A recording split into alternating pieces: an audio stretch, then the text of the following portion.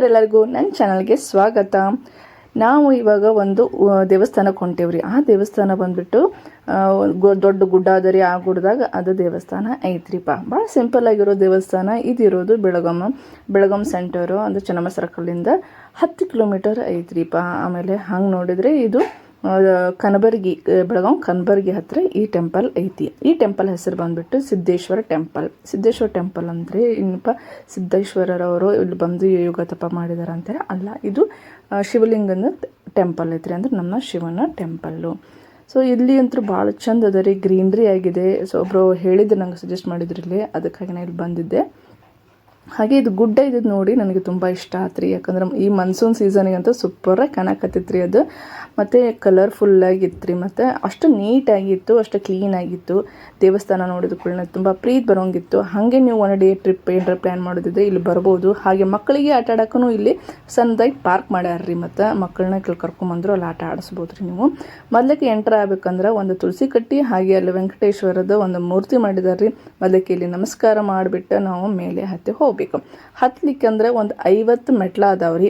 ಹತ್ತಕ್ಕೆ 50, ಇಳ್ಯಾಕ 50. ಹಂಗಂದ್ಮೇಲೆ ಗಟ್ಟಿದ್ದವ್ರೆ ಇಲ್ಲಿ ಹೋಗ್ಬೇಕಂತ ಐತ್ರಿ, ಅದಂತೂ ಖರೆ ಐತ್ರಿ. ಮತ್ತು ಈ ಸ್ಪಾಟ್ ಅಂತೂ ನೀವು ಮಿಸ್ ಮಾಡ್ಕೊಳಕ್ಕೆ ಹೋಗಬೇಡ್ರಿ. ಇನ್ನೊಮ್ಮೆ ಏನಾರು ಬೆಳಗಾವಿ ಕಡೆ ಹೋಗಿದ್ರಂದ್ರೆ ಈ ಸ್ಪಾಟಿಗೆ ನೀವು ಹೋಗಿ ಬರ್ರಿ ಅಂತ ನಾನು ಹೇಳ್ತೀನಿ ರೀ. ಈಗ ಅಲ್ಲಿ ನಮಸ್ಕಾರ ಮಾಡಿಬಿಟ್ಟು ನಮ್ಮ ಮೇಲ್ಗಡೆ ಹೊಂಟ ಈ ಕೆಂಪು ಏನು ಮೆಟ್ಲ ಅದಾವಲ್ಲ, ಇವನ್ನೆಲ್ಲ ಬಿಟ್ಟು ನಾನು ಹೇಳಕತ್ತೀನಿ ರೀ 50 ಮೆಟ್ಲ ಅಂತ ಹೇಳಿ. ಆಲ್ಮೋಸ್ಟ್ ಆಲ್ ನಾವು ಇಲ್ಲಿ ಮೇಲ್ಗಡೆ ಹತ್ತಕ್ಕೆ ಹೋಗೋಕ್ಕಿಂತ ಮುಂಚೆನೇ ಇನ್ನೊಂದು ದೇವಸ್ಥಾನ ಅಂದ್ರೆ ಇನ್ನೊಂದು ಗುಡಿ ಅದ ರೀ. ಅಲ್ಲಿ ನಮ್ಮ ಗಣೇಶ ಕುಂತಾನ್ರಿಪ್ಪ. ಸೊ ಗಣೇಶಗೆ ಮೊದಲಿಗೆ ನಮಸ್ಕಾರ ಮಾಡಿಬಿಟ್ಟು ನೀವು ಹೋಗ್ಬೇಕು. ಈ ರೀತಿಯಾಗಿ 2 ದಾರಿ ಮಾಡಿದ್ದಾರೆ, ಒಂದು ಲೆಫ್ಟ್ ರೈಟು, ಒಂದು ಮೇಲ್ಗಡೆ ಹತ್ತಲಿಕ್ಕೆ, ಒಂದು ಕೆಳಗಡೆ ಇಳಿದು ಬರಲಿಕ್ಕೆ. ಇದು ನೋಡ್ರಿ ನಮ್ಮ ಗಣೇಶನ ದೇವಸ್ಥಾನ. ಸೊ ನಮ್ಮ ಗಣೇಶನ ದೇವಸ್ಥಾನ ಒಂದು ಗಂಟೆ ಬಾರಿಸಿ ಗಣೇಶಗೆ ನಮಸ್ಕಾರ ಮಾಡಿಬಿಟ್ಟು ನೀವು ಮೇಲ್ಗಡೆ ಹತ್ತಿ ಹೋಗಬೇಕು. ಯಾಕಂದ್ರೆ ಶಿವನ ನೋಡ್ಬೇಕಂದ್ರೆ ಮೊದ್ಲೇಕ ಶಿವ ಪಾರ್ವತಿ ನೋಡ್ಬೇಕು, ನಮ್ಮ ಗಣೇಶನ ಮೊದ್ಲೇಕ ನಮಸ್ಕಾರ ಮಾಡಲೇ ಹೋಗ್ಬೇಕಲ್ರಿಪ್ಪ. ಮೇಲೆ ಹತ್ಕೊಂಡು ಹೊಂಟ್ರೆ ನೀವು ಇದು ಏನು ಗುಡಿಗಳು ಕಾಣಕತ್ತಾವಲ್ಲ, ಇವೆಲ್ಲ ನ್ಯಾಚುರಲ್ ಗ್ರೋತ್ ರೀ. ಇವ್ರಿಂಗ್ ಗಾರ್ಡನಿಂಗ್ ಅದು ಅಂತ ಏನು ಮಾಡಿಲ್ಲ ರೀ. ಬಟ್ ಗುಡಿ ಮಾತ್ರ ನೀಟಾಗಿ ಭಾಳ ಚಂದ ಅದ ರೀ. ಮತ್ತು ವೆರೈಟಿ ಆಫ್ ಗಿಡಗಳು ಕಾಣ್ತಾವ್ರಿಪ್ಪ ಇಲ್ಲಿ. ನನಗೆ ಇನ್ನೊಂದು ಏನಪ್ಪ, ಇಲ್ಲಿ ಹೋಗಿ ಬಂದು ನನಗೇನು ಹೇಳಿದ್ರಪ್ಪ ಅಂದರೆ, ಇನ್ನೊಂದು ಅಲ್ಲಿ ರೈಟ್ ಸೈಡ್, ಗುಡಿ ರೈಟ್ ಸೈಡು ಮೇಲುಗಡೆ ಗುಡ್ಡ ಏನದಲ್ರಿ, ಅಲ್ಲಿ ಭೀಮನ ಪಾದ ಇದೆ ಅಂತ ಹೇಳಿದರು. ಸೊ ನನಗದು ಗೊತ್ತಿರಲಿಲ್ಲ ಹೋದಾಗ, ಹಿಂಗಾಗಿ ಅಲ್ಲಿ ಹೋಗೋಕ್ಕಾಗಲಿಲ್ಲ. ಅಲ್ಲಿ ಹೋಗಿ ಬರ್ಲಿಕ್ಕೆ ಅಷ್ಟು ಅನುಕೂಲ ಐತಲ್ಲೋ ಗೊತ್ತಿರಲಿಲ್ಲ. ಮೇಲ್ಗಡೆ ಹತ್ತು ಬಂದರೆ ನೀವು ಈ ರೀತಿಯಾಗಿ ಎಲ್ಲ ಕಾಣುತ್ತೆ. ಹಾಗೆ ನಮಗಿಲ್ಲಿ ಇಲ್ಲಿ ಪಾರ್ವತಿಯ ದೇವಸ್ಥಾನ ಸಿಗುತ್ತೆ ರೀಪ್ಪ. ಇಲ್ಲಿ ಇದು ಪಾರ್ವತಿ ದೇವಸ್ಥಾನಕ್ಕೆ ಇದು ಯಾರು ದಾನಿಗಳು ಕೊಟ್ಟಾರ ಅವ್ರ ಹೆಸರ ಮೇಲ್ಗಡೆ ಐತ್ರಿ. ಇನ್ನೊಂದೇನಪ್ಪ ಅಂದರೆ ಇಲ್ಲಿ ಜೇನು ಹುಳ ಭಾಳ ಅದಾವ್ರಿ. ಸೊ ಜೇನು ಕಟ್ಟಿರ್ತದ. ಸೊ ನೋಡ್ಕೊಂಡು ಅಡ್ಡಾಡ್ಬೇಕಾಕತ್ರಿ ನೀವು. ನೋಡ್ರದಲ್ಲಿ ಜೇನು ಕಾಣಕತ್ತಾವಿಲ್ಲ, ಈ ರೀತಿಯಾಗಿ ಸಿಕ್ಕಾಪಟ್ಟೆ ಅದಾವ್ರಿ ಜೇನುಗೂಡಿಲ್ಲಿ. ಮಸ್ತ್ ಬಿಡ್ರಿಪ್ಪ. ಮತ್ತು ಯಾಕೆ ವಾತಾವರಣ ಅಷ್ಟು ನಿಶಬ್ದವಾಗಿತ್ತು ರೀಪ್ಪ, ಹಿಂಗಾಗಿ ಮಸ್ತ್ ಇತ್ತು ವಾತಾವರಣ. ಅಂತೂ ಸೂಪರಾಗಿತ್ತು.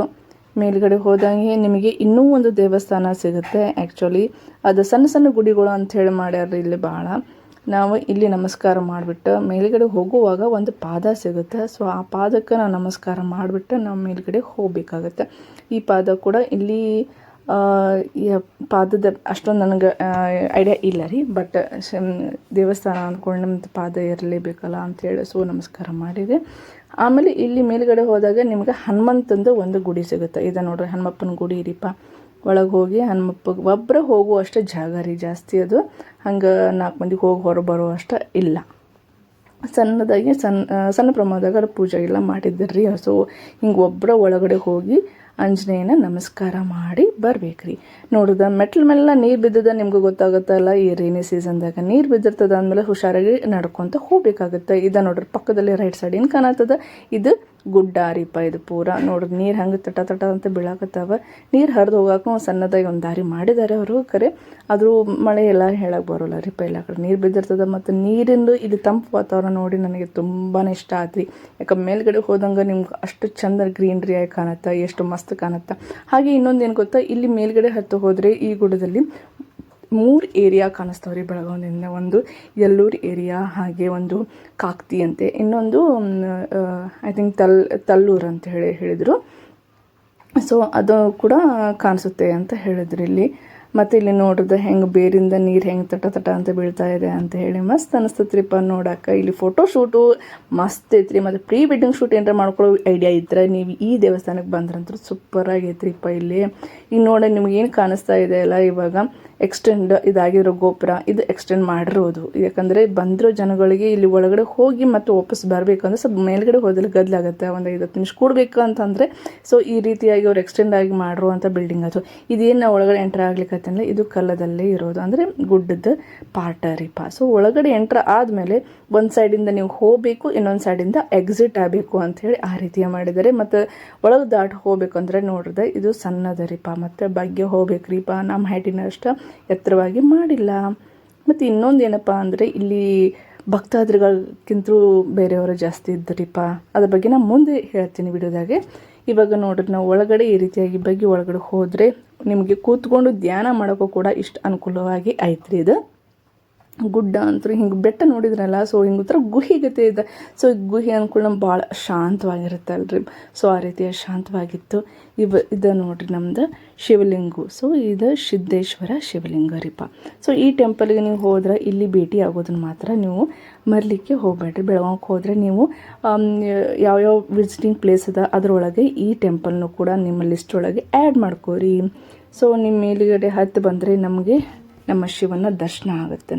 ನೋಡ್ರಿ ಎಷ್ಟು ಕಣ್ಣು ತುಂಬಿ ಬರುತ್ತಲ್ಲ, ಆ ರೀತಿಯಾಗಿ ಮಸ್ತ್ ಇತ್ರಿಪ್ಪ. ಅದು ಮೂರ್ತಿ ಕೂಡ ಅಷ್ಟೇ ಭಾರಿ ಇತ್ತು. ಸೊ ಎಕ್ಸಿಟಿಂದ ಹೊರಗಡೆ ಬಂದು ನೋಡಿದರೆ ಈ ರೀತಿಯಾಗಿ ಎಲ್ಲ ಇಲ್ಲಿ ವ್ಯೂಸ್ ಕಾಣಿಸುತ್ತೆ ನೋಡ್ರಿಪ್ಪ. ಎಷ್ಟು ಮಸ್ತ್ ಕಾಣಿಸುತ್ತೆ. ಅರ್ಧ ಬೆಳಗಾವಿ ಕಾಣುತ್ತೆ ನೋಡ್ರಿಪ್ಪ ನಮ್ಮಲ್ಲಿ. ಇದು ಒಂದೊಂದು ಸೈಡ್ದು ಒಂದೊಂದು ಏರಿಯಾ ಕಾಣುತ್ತೆ ಅಂತ ಹೇಳಿದ್ನಲ್ಲ. ಸೊ ಒಂದೊಂದು ಸೈಡ್ ಒಂದೊಂದು ಏರಿಯಾ ಕಾಣಿಸುತ್ತೆ.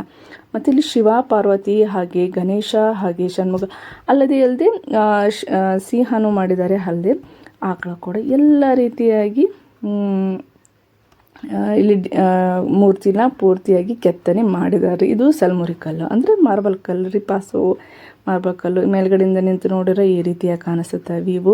ಇನ್ನೊಂದೇನಪ್ಪ, ಇಲ್ಲಿ ನಮಗೆ ಜಾಸ್ತಿ ಭಕ್ತಾದ್ರಕ್ಕಿಂತ ಒಬ್ಬೊಬ್ರು ಕೆಲವರು ಹುಡುಗಿ ಕಾಲೇಜಿಗೆ ಬಂಕ್ ಮಾಡಿ ಬಂದು ಇಲ್ಲಿ ಮೀಟಿಂಗ್ ಸ್ಪಾಟ್ ಅಂತೇ ಮಾಡ್ಕೊಂಡ್ಬಿಟ್ಟಿದ್ರು. ಯಾಕಂದ್ರೆ ನಾನು ವಿಡಿಯೋ ಮಾಡ್ಕೋವಾಗ ಸ್ವಲ್ಪ ಜಾಸ್ತಿ ಅದೇ ಬಂತು, ಭಾಳಷ್ಟು ಕಟ್ ಮಾಡಿ ಹಾಕಿದ್ದೀನಿ ನಾನು. ಯಾಕಂದರೆ ವಿಡಿಯೋ ಮಾಡ್ಬೇಕಾದ್ರೆ ಅವ್ರು ಅಡ್ಡ ಬಂದುಬಿಡ್ತಾಯಿದ್ರು. ಸೊ ಅವ್ರದ್ದು ಲೈಫ್ ನೋಡ್ಬೇಕಲ್ಲ ಅಂತೇಳಿ ನಾವು ಒಂದಷ್ಟು ಕಟ್ ಮಾಡಿದ್ದೀನಿ. ಆದರೆ ನೀವು ಮಕ್ಕಳು ಹೇಗೆ ನಾನು ಹೇಳಬೇಕಂದ್ರೆ, ಆ್ಯಕ್ಚುಲಿ ಮನೇಲಿ ನೀವೆಲ್ಲ ಕಾಲೇಜಿಗೆ ಹೋಗಿದ್ದೀರಾ ಅಂಥೇಳಿ ನಂಬಿರ್ತಾರೆ. ನೀವು ಈ ರೀತಿಯಾಗಿ ಅಡ್ಡಾಡಿದರೆ ಅದು ನಿಮಗೆ ಮೋಸ ಅಷ್ಟೇ ಅಲ್ಲದೆ ತಂದೆ ತಾಯಿಗೂ ಮೋಸ, ಎಲ್ಲರಿಗೂ ಮೋಸ ಮಾಡಿದಂಗೆ, ನಿಮ್ಮ ಲೈಫ್ ನೀವೇ ಹಾಳು ಮಾಡ್ಕೊಂಡಂಗೆ. ಸೊ ಸ್ಟಡಿ ಮಾಡೋ ಟೈಮ್ದಾಗ ದಯವಿಟ್ಟು ಸ್ಟಡಿ ಮಾಡಿ, ಆಮೇಲೆ ಎಲ್ಲ ಮಿಕ್ಕಿದ್ದು ಇದ್ದೇ ಇರುತ್ತೆ. ನೀವು ಬೇಡ ಅಂದರೂ ಮನೆಯಲ್ಲಿ ನಿಮಗೊಂದು ಗಂಟೆ ಹಾಕ್ತಾರೆ. ಓಕೆ, ಸೊ ಅದನ್ನು ನೋಡಿದರೆ ನಾನು ಇದನ್ನ ಯಾರೋ ವಿಡಿಯೋ ಇದು ದೇವಸ್ಥಾನಕ್ಕೆ ಸಂಬಂಧಪಟ್ಟವ್ರು ಯಾರೋ ನೋಡೋಕತ್ತಿದ್ರೆ ಇದ್ರ ಬಗ್ಗೆ ಸ್ವಲ್ಪ ಕಾಳಜಿ ವಹಿಸ್ರಿ. ನಮ್ಮಂಥವ್ರು ಭಕ್ತರು ಇಲ್ಲಿ ಜಾಸ್ತಿ ಹೋದ್ರಿ, ಇಂಥವ್ರು ಕಡಿಮೆ ಆಗ್ತಾರೆ ಇಲ್ಲಿ ಅಷ್ಟೇ. ನಮ್ಮ ಧರ್ಮ ನಮ್ಮ ದೇವಸ್ಥಾನದ ಏನೇ ಇದ್ದರೂ ನಾವು ಉಳಿಸ್ಬೇಕಲ್ರಿ. ಹಿಂಗಂದ್ರೆ ನಾವು ಅದನ್ನು ಮಕ್ಳಿಗೂ ಹೇಳ್ಕೊಡ್ಬೇಕಾಗತ್ತೆ. ಯಾಕಂದರೆ ಇದು ದೇವಸ್ಥಾನ ಅಂದ್ಕೊಳ್ಳಿ ನಾವು ಧಾರ್ಮಿಕವಾಗಿ ಭಾವನೆ ಇಟ್ಕೊಂಡು ಬಂದಿರ್ತೀವಿ. ಈ ರೀತಿಯಾಗಿ ಈ ಥರ ನೋಡಿದರೆ ನಮಗೆ ಏನು ಅನಿಸ್ಬಿಡುತ್ತಪ್ಪ ಅಂದರೆ ಕಸಿಬಿಸಿ ಅನಿಸ್ಬಿಡುತ್ತೆ. ಏನಪ್ಪ ಇದು ನಮ್ಮ ದೇವಸ್ಥಾನಗಳನ್ನ ಬಿಡ್ತಾ ಇಲ್ಲಲ್ಲ ಇವರು ಅಂತ ಹೇಳಿ ಒಂಥರ ಬೇಜಾರು ಅನಿಸುತ್ತೆ ರೀ. ಸೊ ಅದ್ರ ಬಗ್ಗೆ ಸ್ವಲ್ಪ ಈ ಸಂಸ್ಥೆಯವರು ನಿಗಾ ವಹಿಸಬೇಕು ಅಂತ ನಾನು ಕೇಳ್ಕೊತೀನಿ ರೀ. ನನ್ನ ಈ ವಿಡಿಯೋ ನಿಮಗೆ ಇಷ್ಟ ಆಗಿದ್ದರೆ ಲೈಕ್ ಮಾಡಿರಿ, ಹಾಗೆ ಕಮೆಂಟ್ ಮಾಡಿರಿ, ಅಲ್ಲದೆ ಸಬ್ಸ್ಕ್ರೈಬ್ ಕೂಡ ಮಾಡಿ. Thank you for watching my video.